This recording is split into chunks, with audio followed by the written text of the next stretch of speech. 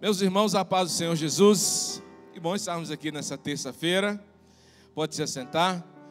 Eu não tive o privilégio de estar com você aqui na terça passada, o que sempre causa um aumento muito, como é que fala aquela coisa que vai multiplicando os números?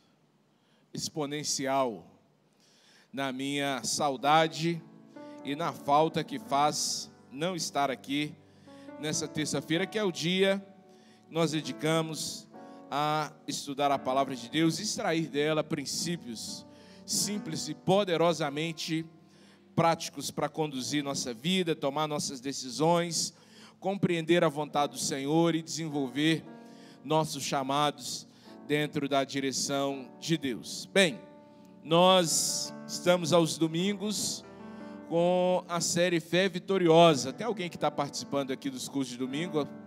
Em alguma das... Olha, todo mundo, que maravilha, que bênção.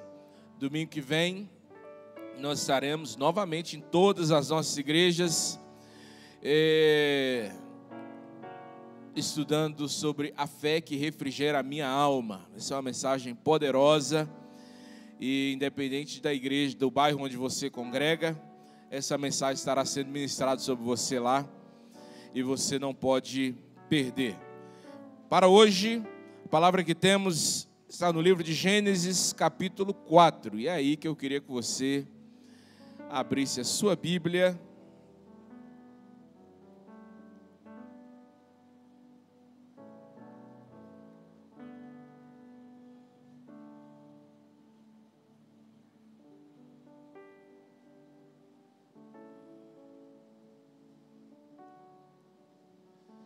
Gênesis capítulo 4.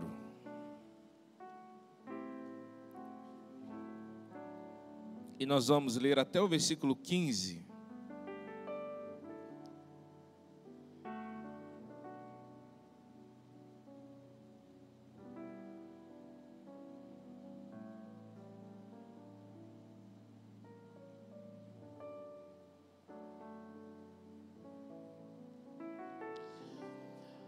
Há uma frase perigosa e uma premissa perigosa que nós usamos quando nós falamos de como oferecer um culto ao Senhor, de como ofertar a nossa adoração ao Senhor.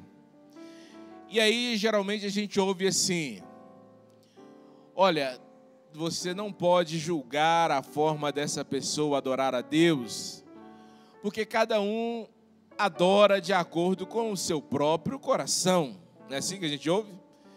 Né? Se a pessoa está adorando ou fazendo o culto dela de coração, é o que importa. Outros vão além e falam: não, cada um tem o seu jeito de adorar a Deus. Nós vamos ver nessa história que isso não é tão verdadeiro.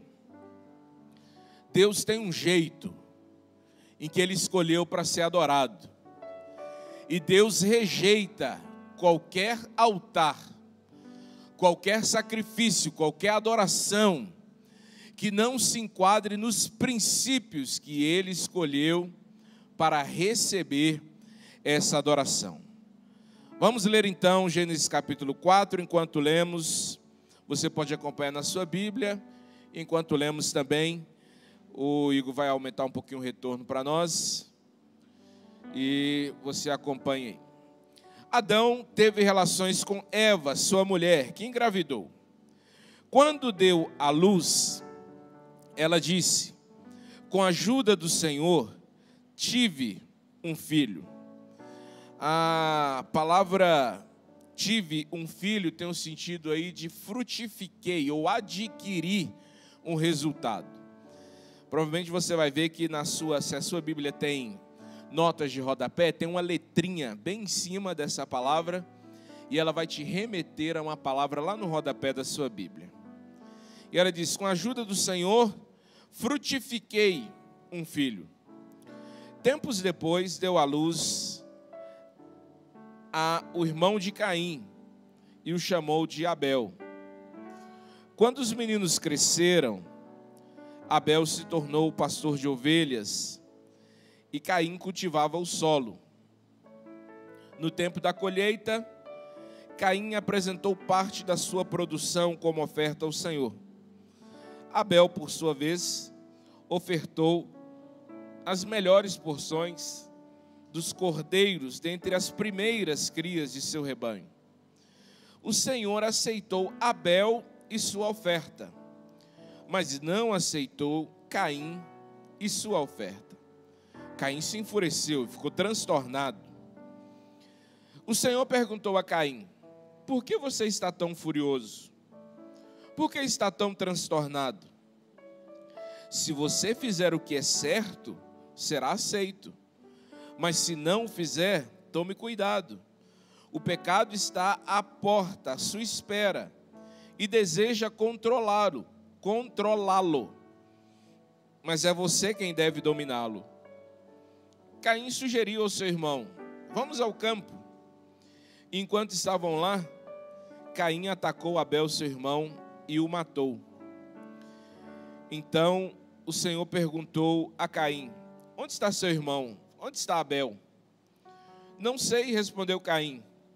Por acaso sou responsável por meu irmão? Então Deus disse: o que você fez? Ouça, o sangue de seu irmão clama a mim da terra. O próprio solo que bebeu o sangue do seu irmão, sangue que você derramou, amaldiçoa você. O solo não lhe dará boas colheitas, por mais que você se esforce. E de agora em diante, você não terá um lar e andará sem rumo pela terra. Caim disse ao Senhor: meu castigo é pesado demais, não posso aguentá-lo. Tu me expulsaste da terra e da tua presença e me transformaste num andarilho sem lar. Qualquer um que me encontrar me matará. O Senhor respondeu: eu castigarei 7 vezes mais quem matar você. Então o Senhor pôs em Caim um sinal para alertar qualquer um que tentasse matá-lo. E o versículo 16, Caim saiu então da presença do Senhor e se estabeleceu na terra de Nod. Caim é o primeiro fruto. Primeiro fruto da raça humana. Digo que é o primeiro fruto porque tanto Adão quanto Eva são feitos, produzidos, digamos assim, pelas mãos do próprio Deus. E quando eles frutificam conforme a ordem do Senhor, que cada criatura produziria conforme a sua própria espécie, é um momento de alegria, de entusiasmo. Para a gente que lê a história toda, você já leu o nome de Caim e já associa com o episódio dele matando Abel. Mas ninguém que tem um filho ou uma filha consegue, no momento que o menino nasce, olha que beleza, esse menino nasceu, daqui 20 anos vai virar pastor, né? Ó, que bacana. Ou nasceu esse menino aqui, tá bonitinho aqui, mas isso aqui não vai prestar não. Isso aqui vai começar a mexer com coisa errada quando tiver 18 anos. Ninguém dá conta de fazer isso, né? Fica ali, todo mundo com aquela expectativa, mentindo que o menino é bonito, e aquele negócio todo, né, inventando com quem que parece com a mãe, com o pai, parece com quem está perto, na verdade, né? Ou com quem é mais seu amigo. Se você é mais amigo do pai, parece com o pai. Se você é mais amigo da mãe, parece com a mãe. Depende ali, na verdade. E essa alegria é porque um fruto chegou ali. Mas eles não imaginavam o que estava por vir. Caim cometeria um pecado cruel que marcaria o pior tipo de ataque que um ser humano pode desferir contra outro, que é o ataque que culmina com, inclusive, a cessação da vida. Matar alguém é o pior fato que alguém pode cometer contra outro, contra um semelhante. E ele vai a esse ponto. Mas como ele chega a esse ponto, a gente precisa ver o desenrolar dessa história e entender que isso é uma coisa que está no coração daquele garoto, e aquele rapaz não vai lidando bem com aquilo e o leva ao extremo. Poucas pessoas, ou vou dizer ninguém, vai de um extremo ao outro como uma Ferrari que vai de 0 a 100 em poucos segundos. O mal é produzido em nós, mesmo que a gente já tenha um potencial pleno para o mal, mas o mal é produzido e desenvolvido em nós gradativamente.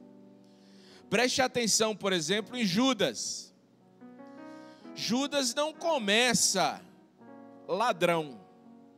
Judas começa um discípulo, e a Bíblia diz que quando Jesus chega a questionar Judas e a confrontá-lo, qual é a expressão que Jesus usa? Judas, por que você deixou o diabo encher o seu coração? Como é que você enche um copo? Como é que você enche qualquer coisa? É uma ocupação gradativa do espaço. Até o contrário, encher-se do Espírito Santo. Quando a Bíblia te manda encher do Espírito Santo, a Bíblia usa o contraste com a embriaguez. E a embriaguez é como encharcar. Você coloca uma espuma dentro da água, ela logo se enche toda. Para se encher é diferente de se encharcar. É um processo gradativo. Então, tanto o seu mal quanto o seu bem vai se desenvolvendo de acordo com as decisões que você vai tomando, principalmente em relação a Deus. Preste atenção nisso. A maneira como você age em relação a Deus e as coisas de Deus vão dizer o quanto de mal e o quanto de bem vai desenvolvendo no seu coração. Que tipo de pensamento você alimenta, que tipo de culto você frequenta, que tipo de palavra você fala, que tipo de companhia você tem, que tipo de relacionamento você nutre. Isso vai fazendo com que vá crescendo em você porções de bem ou porções de mal, comportamentos de bem ou comportamento de mal, mentalidade de bem ou mentalidade de mal. E aí eles crescem. Depois que Caim nasce, daqui a um tempo nasce Abel, os meninos crescem, e eles vão desenvolver aquilo que Deus lhe deu como atividade. A Bíblia diz que Abel se tornou pastor de ovelhas e Caim foi cultivar a terra, se tornou um lavrador. Chegou o tempo de oferecer sacrifício a Deus e eles foram juntos, um altar do lado do outro. Colocou então Abel o sacrifício do animal, no altar do lado Caim coloca as suas plantinhas. Alguém usa isso até como base bíblica para não ser vegetariano ou vegano. Eis que o próprio Deus rejeitou as plantinhas e a saladinha de Caim. É claro que isso é um exagero, né? E aqui começa a forma como a nossa adoração mostra quem de fato a gente é. Ninguém consegue se esconder diante do altar de Deus.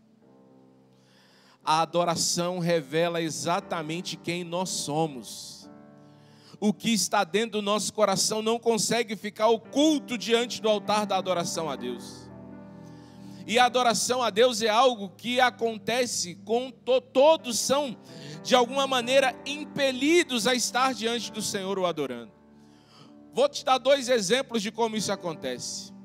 A Bíblia diz de alguém que chega diante do altar para prestar culto ao Senhor, mas chega com o coração ofendido com um irmão. O que a Bíblia diz?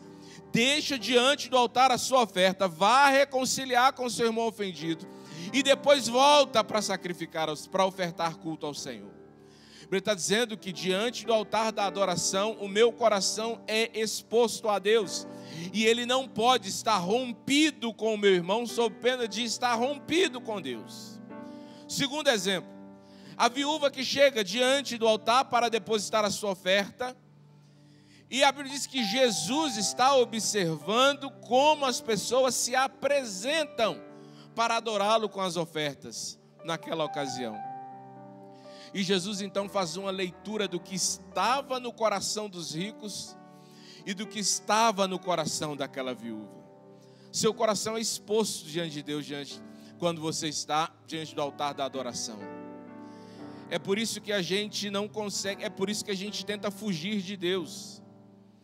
A gente não quer fugir de Deus, e essa dificuldade que a gente tem de orar, de vir para a igreja, de ler a Bíblia, de fazer as coisas de Deus, não é porque o tempo é corrido, não é porque a gente é fraco espiritualmente, não é, é porque a natureza quer fugir da exposição. Nós queremos viver nas sombras.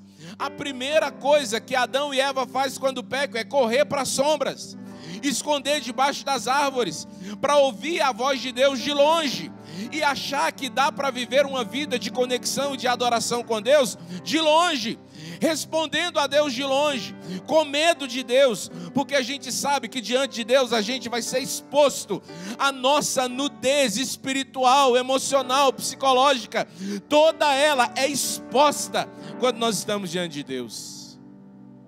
Por isso que a gente foge, por isso a gente não quer orar, porque você não tem como dar um migué no Senhor na oração.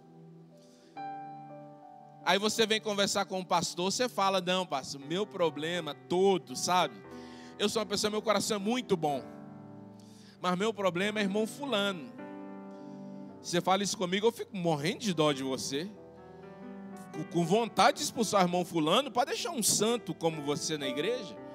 A vontade que eu tenho é de escolher você e colocar num pedestal aqui e começarmos a adorar você, de tão santo que eu acho que... Mas ninguém tem coragem de chegar e falar isso diante de Deus, ilustrando como se Deus cruzasse os braços e ficasse igual a mãe fica para o menino que chega da escola mentindo.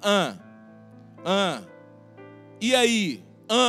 Na hora que a mãe falou 3 vezes para o menino, ele sabe: perdi.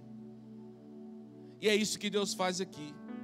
Deus recebe Abel, e por ter recebido a Abel, recebe também a sua oferta.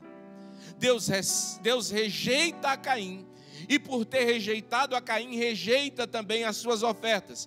A minha vida contamina as minhas obras. Entende isso? Meu coração contamina as minhas obras. Eu posso fazer obras lindas ao Senhor. Se eu fizer com o coração errado, a minha obra está contaminada. Eu posso pregar mensagens lindas aqui em nome do Senhor.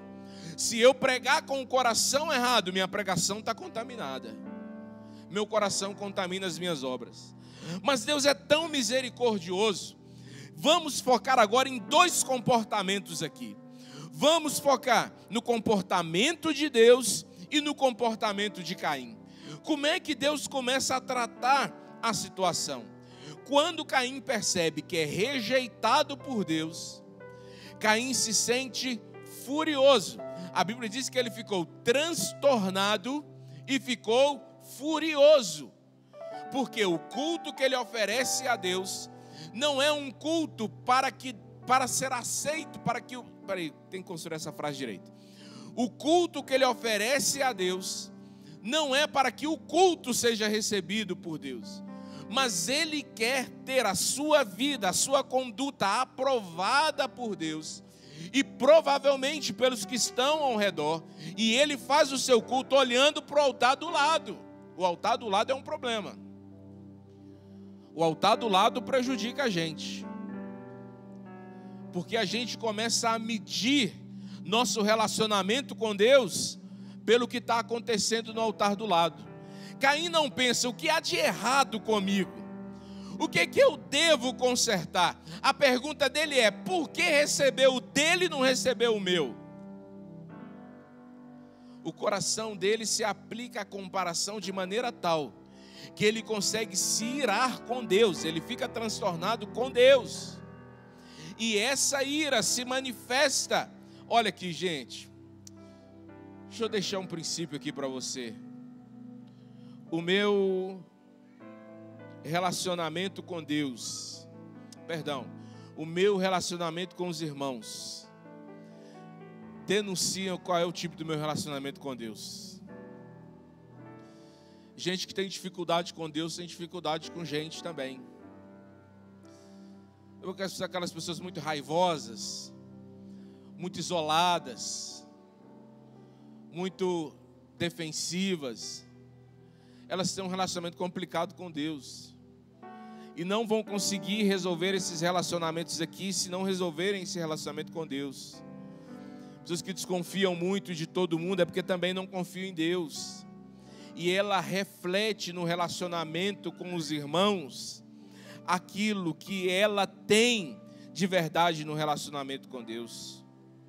Aí Deus começa a conversar com Caim e faz uma pergunta para ele. Primeira pergunta: por que você está furioso? Qual o motivo da sua raiva? Por que você está transtornado?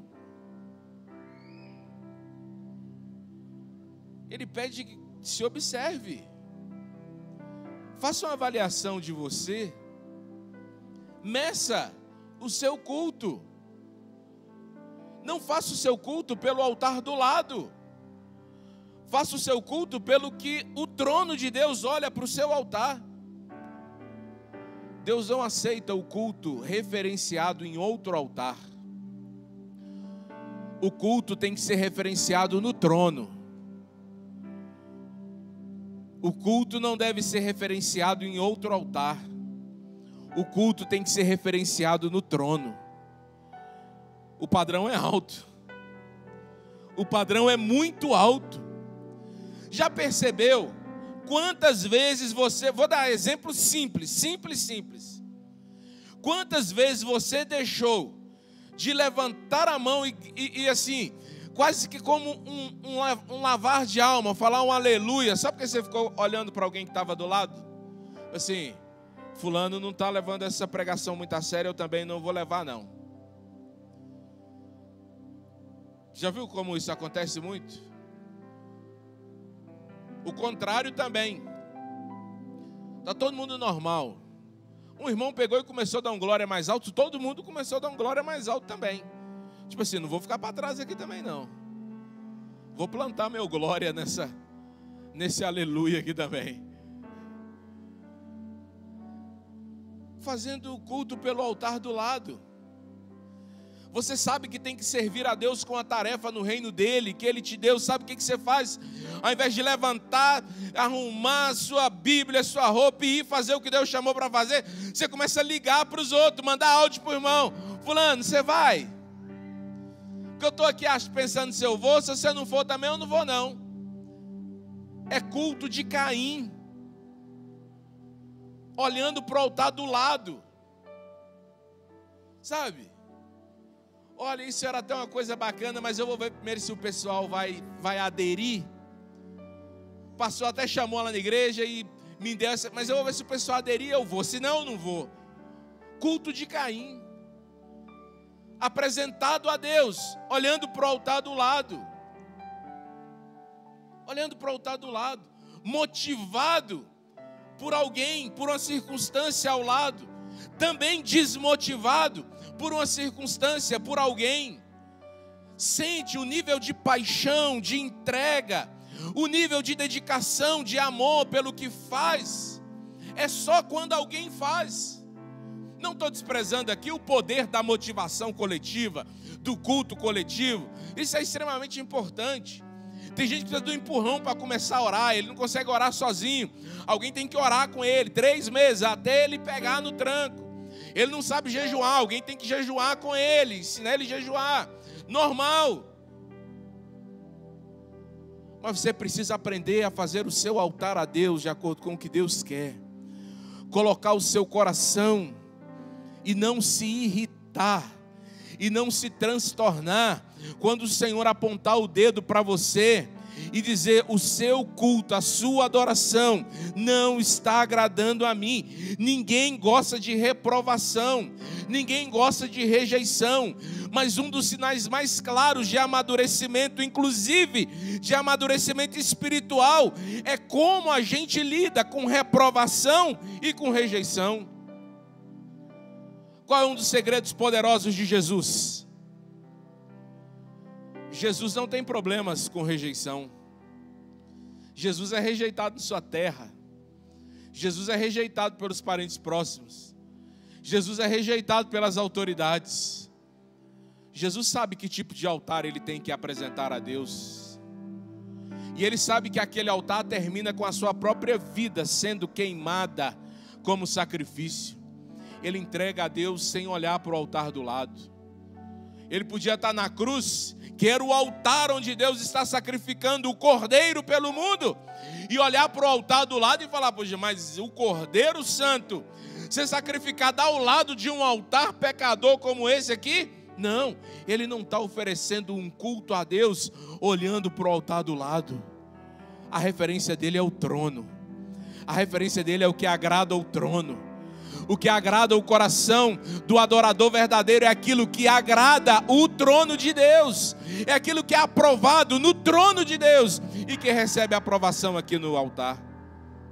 Quem está entendendo, diga amém. Deus agora dá um conselho.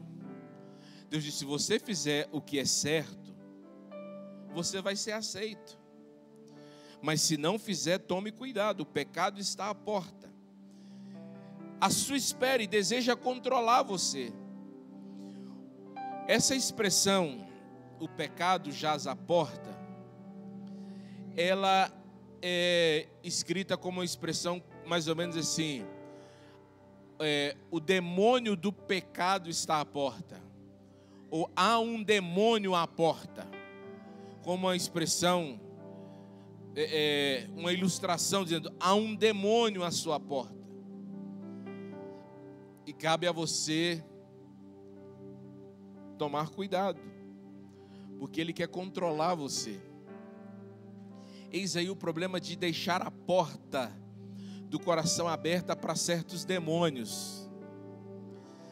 Eu sempre olho com temor para aquilo que Jesus falou, que quando um demônio sai de uma casa e depois de vaguear pelo deserto volta e encontra aquela casa arrumada e vazia, ele chama a galera, 7 demônios mais atentados do que ele.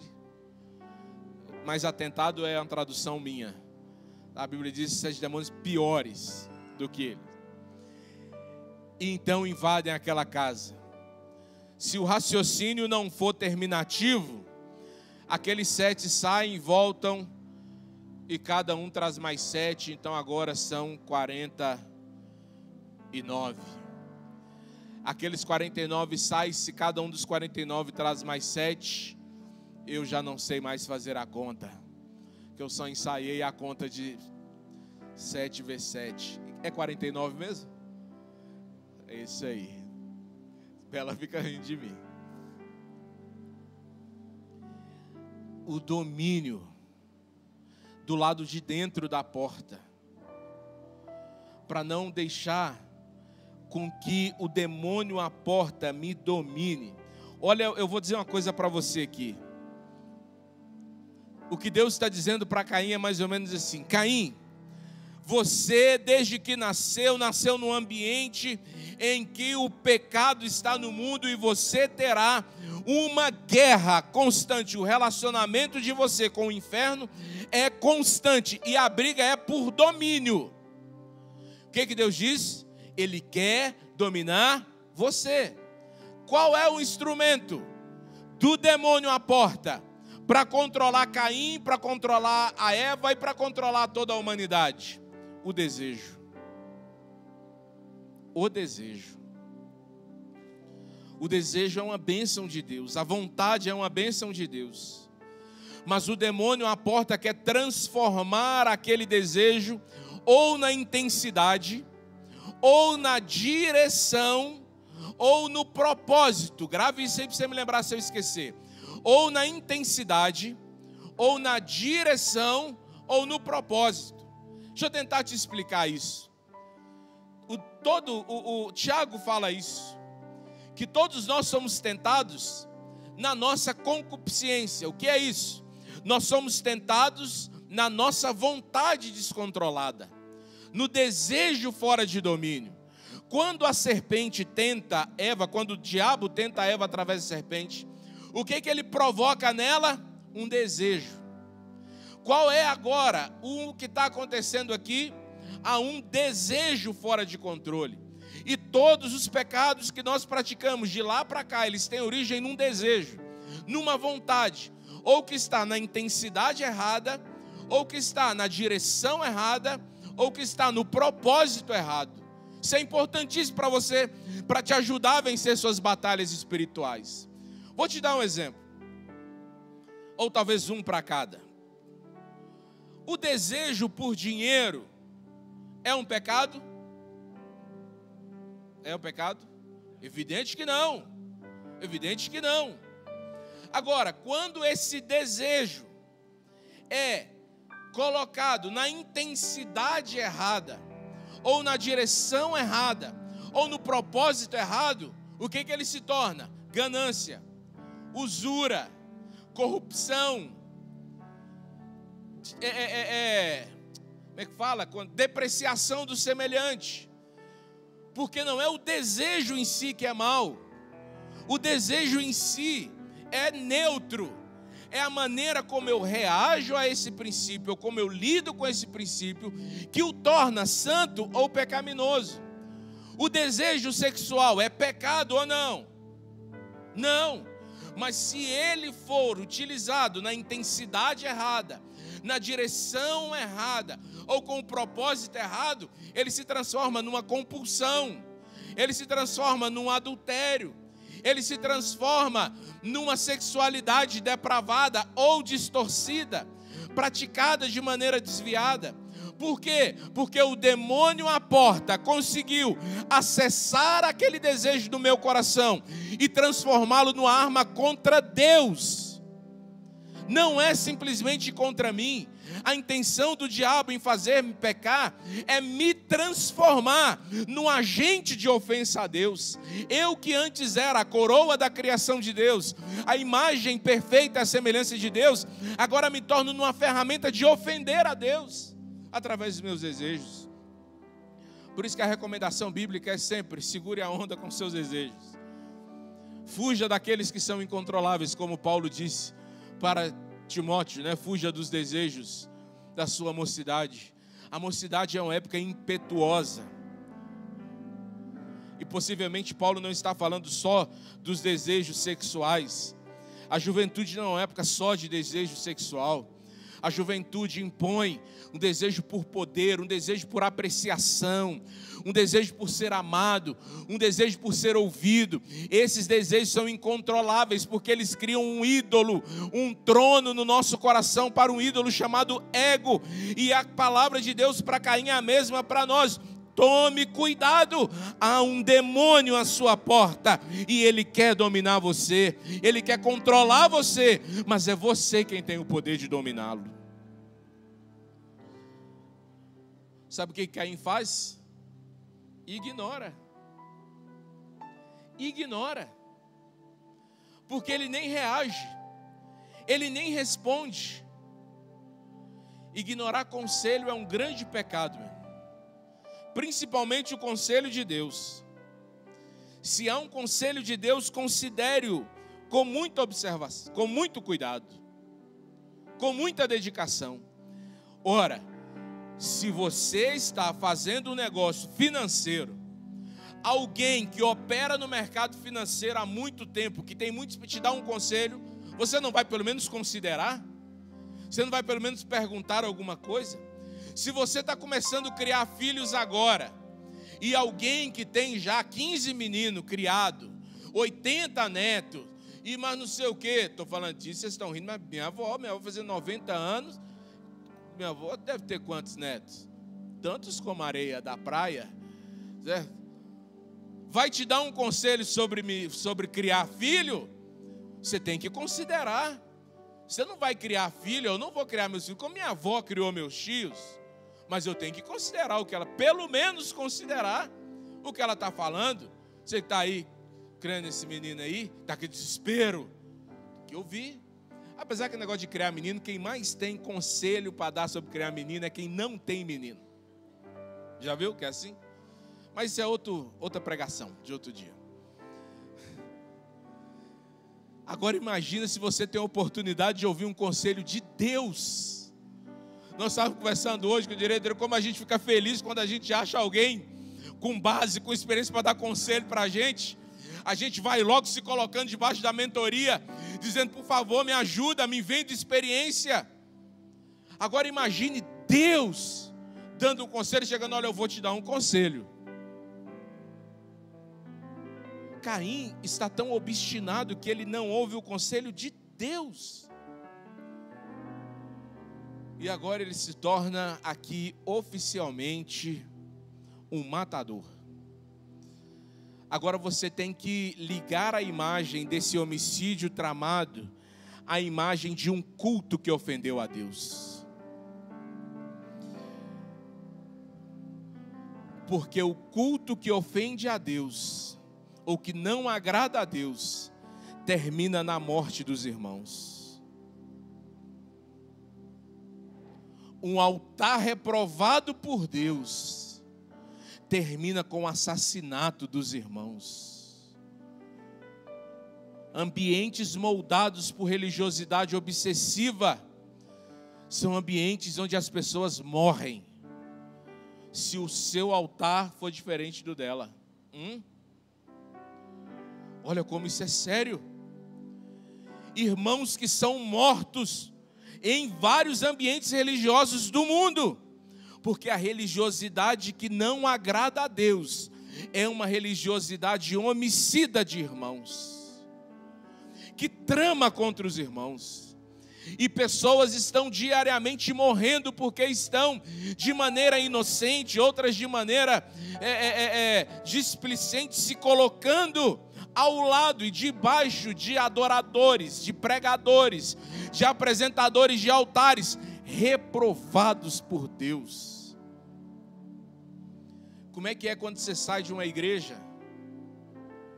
Você vai mudar de uma igreja que faz um culto errado, um pastor cheio do Espírito Santo, espírito de qualquer coisa lá, vira para você e fala assim, você pode até ir, mas agora a minha cobertura não está mais sobre você. Você está correndo um grande risco agora de morrer, hein? Se a sua empresa falir, agora não é culpa minha mais. Se o seu casamento acabar, é porque agora você não está mais debaixo da minha bênção. Ele está criando uma paranoia na mente daquele irmão, e sabe o que é isso? É um convite ao campo para matar os irmãos com um altar que não agrada a Deus.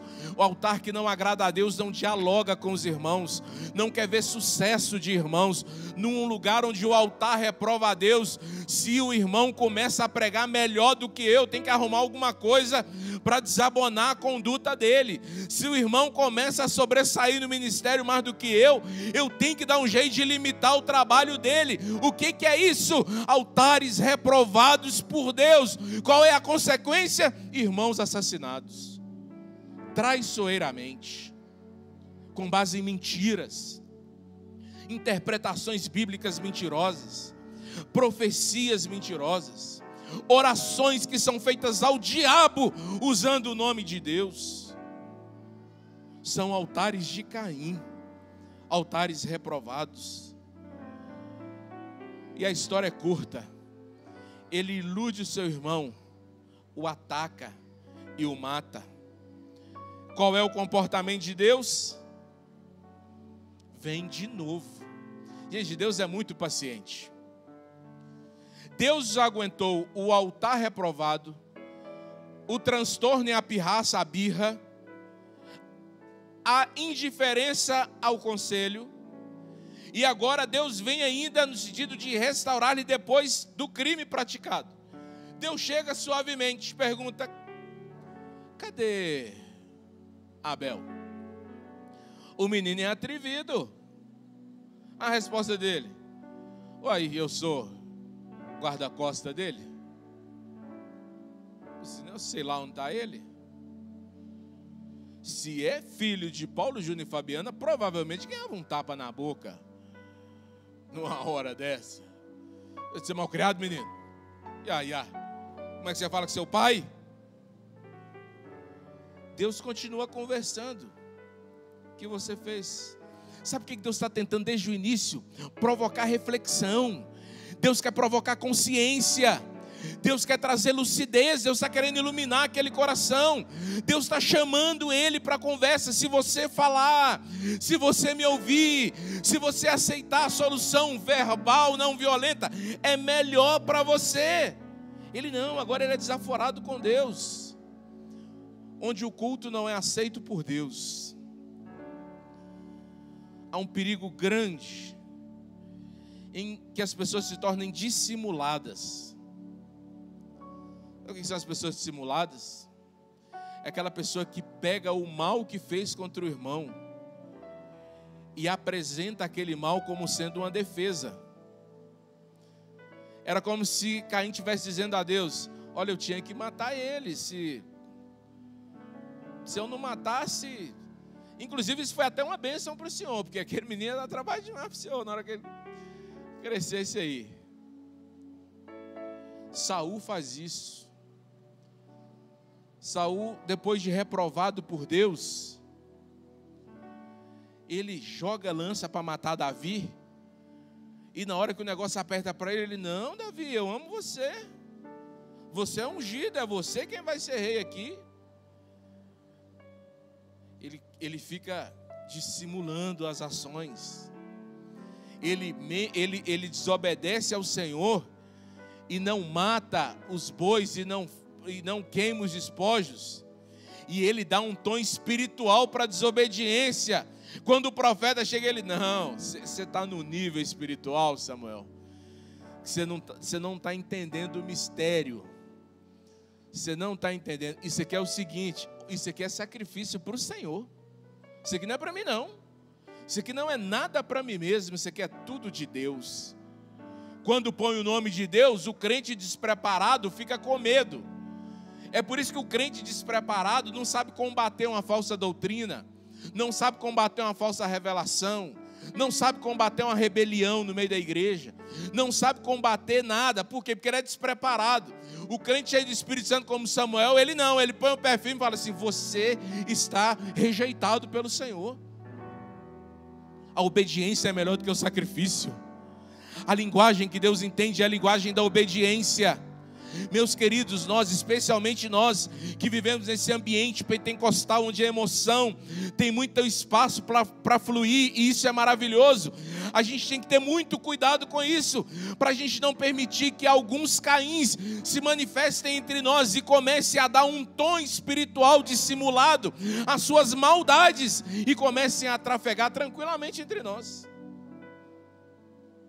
com altares rejeitados e reprovados. Agora, o Senhor perde a paciência. Deus diz: agora eu vou te dar uma sentença. Se você ler o capítulo 3 de Gênesis e o capítulo 4, a sequência narrativa tem o mesmo padrão. Uma ordem, uma desobediência, um conselho e uma sentença. E agora Deus dá a sentença: a terra não vai produzir mais. Tá, deixa eu voltar. Isso aqui já é a parte do encerramento. Não posso adiantar a mensagem. Quando eu estou dizendo essa parte aqui do altar reprovado, lá no final, ele está tão obstinado que ele pega agora a sentença que Deus dá para ele e ele se apresenta a Deus como uma vítima. Meu Deus, isso é pesado demais. Agora todo mundo vai querer me matar. O que ele acabou de fazer? Matar o único irmão que ele tinha. Senhor, como é que eu posso aguentar esse castigo? O castigo que ele tinha colocado sobre o seu próprio irmão inocente. A gente faz isso com Deus direto.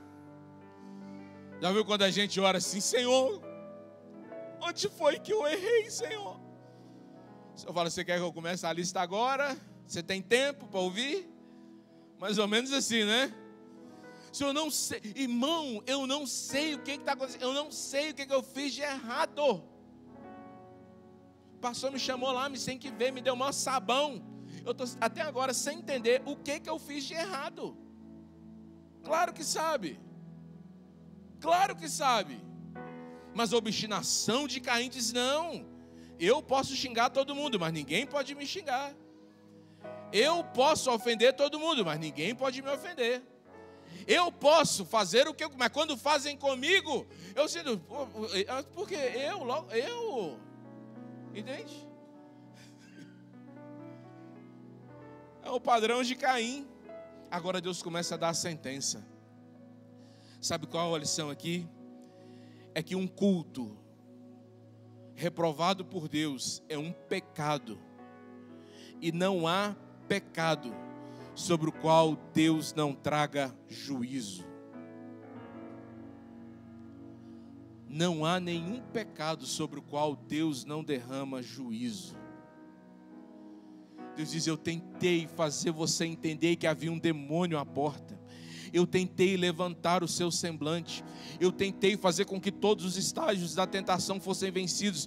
Você não conseguiu me ouvir. Agora você será alvo da ira provocada pelo seu próprio pecado. Esterilidade na terra, perseguição, falta de um ambiente familiar fixo e harmonioso, falta de direção na terra. Tudo isso está acontecendo com Caim, como resposta de Deus.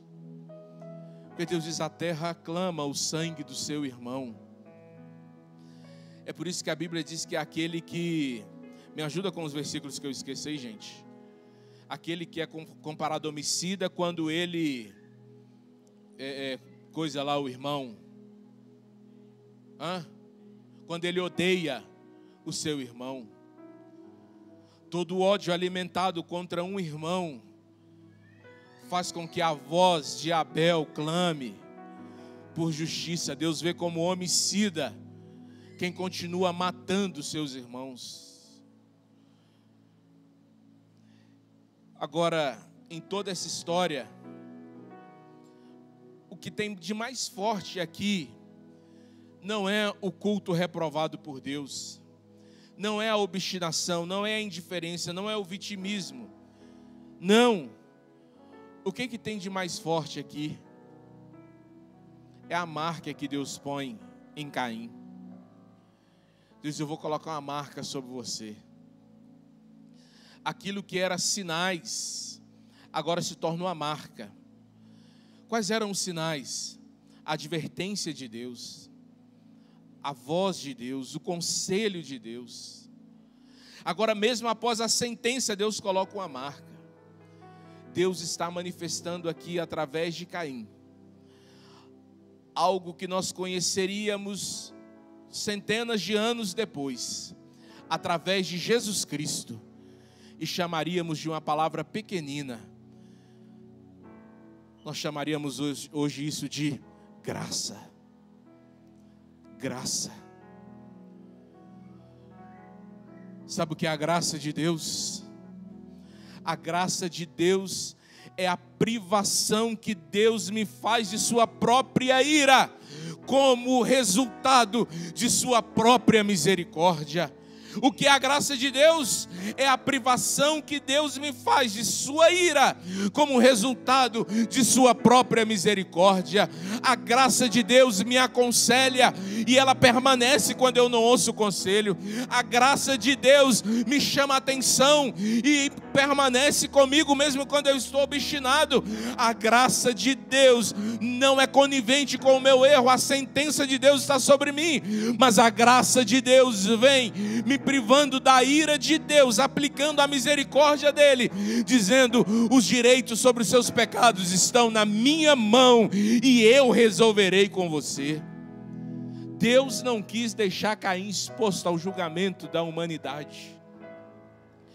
Deus não quis deixar Caim exposto ao julgamento dos seus semelhantes, ou à execução dos seus semelhantes. Ora, como Deus protege um homicida pego em flagrante, com todas as provas de que o crime foi premeditado, e agora já sentenciado, sem possibilidade de recurso, Deus o protege. Avance a pergunta alguns milhares de anos.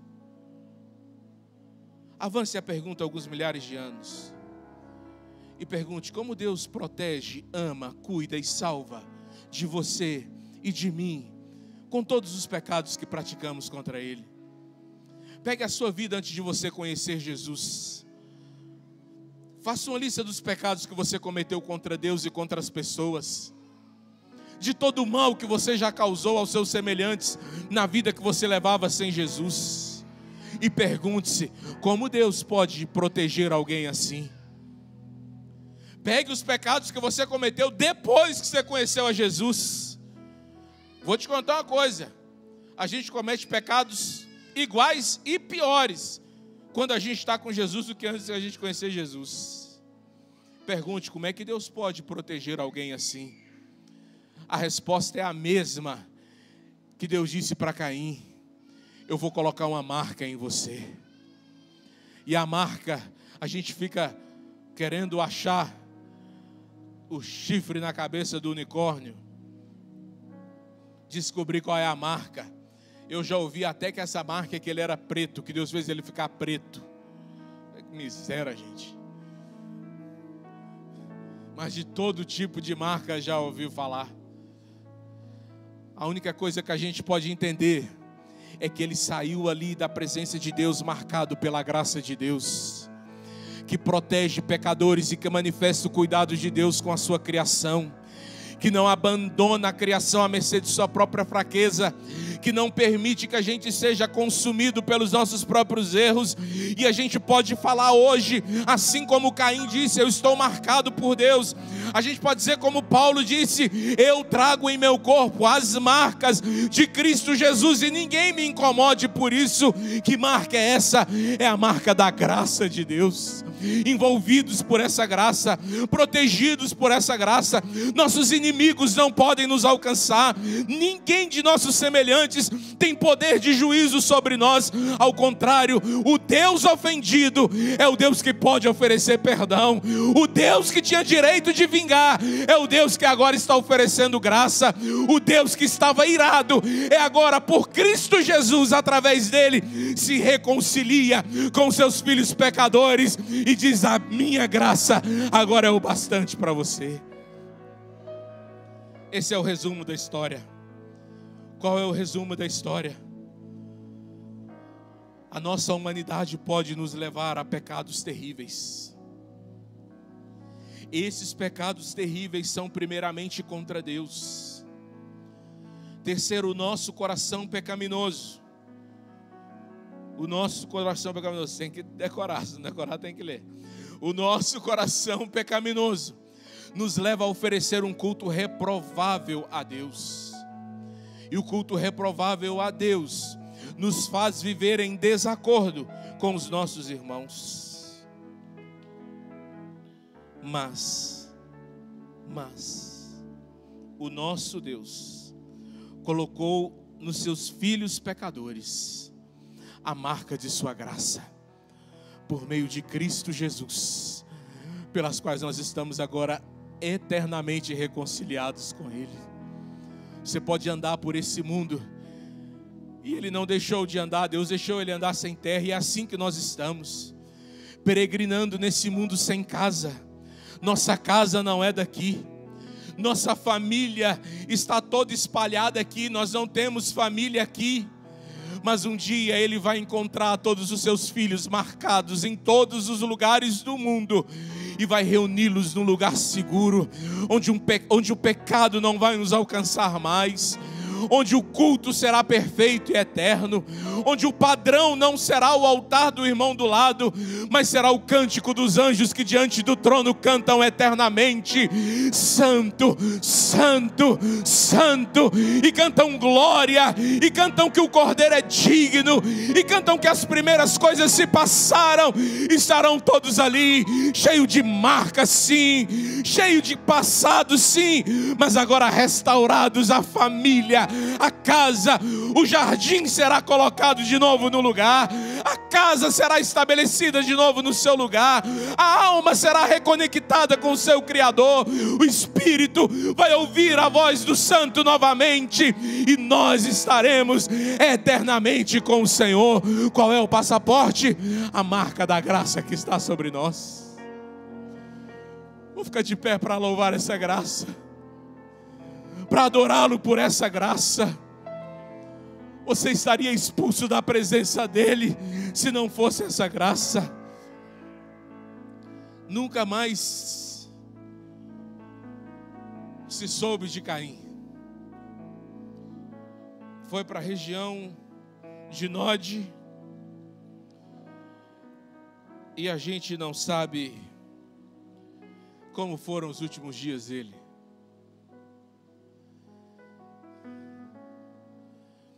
Mas uma coisa eu posso inferir sem medo de errar: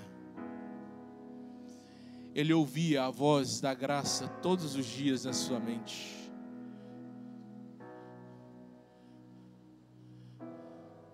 Assim como você está ouvindo hoje, você pode ouvir a voz da graça e aceitar a voz da graça para a sua restauração, para a sua salvação. Mas se você permitir que o seu coração se endureça, se você se obstinar tanto a ponto de não conseguir ouvir os conselhos da graça, a voz da graça será a voz que lerá a sua condenação e a sua sentença. A mesma voz, a mesma graça, o mesmo poder tem a condição de te colocar a salvo, mas tem também o poder e a condição de te condenar eternamente. Qual escolha você faz? Qual escolha você faz? Escute a graça que salva. Escute a graça que perdoa. Escute a graça que aconselha. Escute a graça que diz não, não. Escute a graça que reprova. Escute a graça que diz você está errado. Escute a graça sem se transtornar, sem se exasperar, sem se irritar. Escute a graça amorosamente. Escute a graça enquanto ela pode te salvar. Nós seremos condenados. Espante-se você. Assim como hoje nós somos salvos pela graça, aqueles que condenados também serão pela graça. A ferramenta de condenação, o parâmetro de condenação é a graça. Aqueles que passarem por ela, salvos estarão. Aqueles que fugirem dela, condenados estarão.